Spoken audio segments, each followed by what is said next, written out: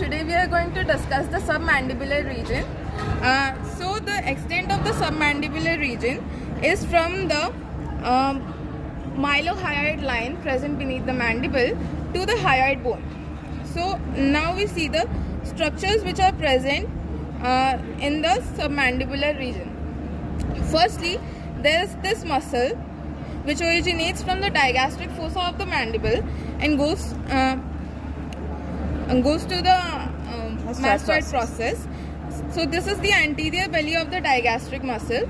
Then there is the intermediate tendons, and there is the posterior belly of the digastric muscle.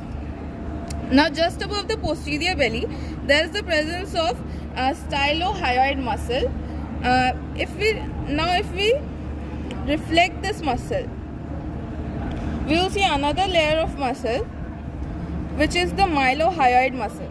It's also called the diaphragma oris, and it originates from the mandible and goes to the hyoid bone.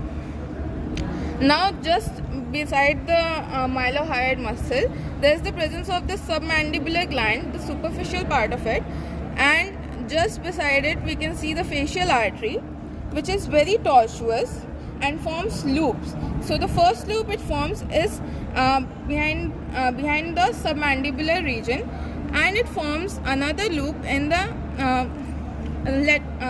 lower border of the mandible and reaches to the face. Now if we reflect this superficial part of the submandibular gland, we can see another two muscles which are present deep to the mylohyoid. First is the medial one, which is the geniohyoid muscle, originates from the infragenoid tubercles to the hyoid bone. And the lateral muscle is the hyoglossus muscle, which is a very key muscle of the submandibular region. Just above the hyoglossus muscle, superficial to it, we can see the presence of hypoglossal nerve, which is the 12th cranial nerve, and it gives the motor supply of the tongue.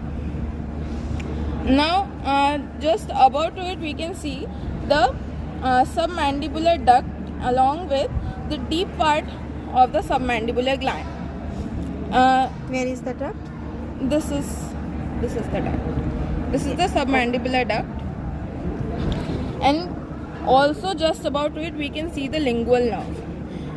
Now there is also the presence of submandibular ganglion, but we cannot appreciate it in this as it's very small.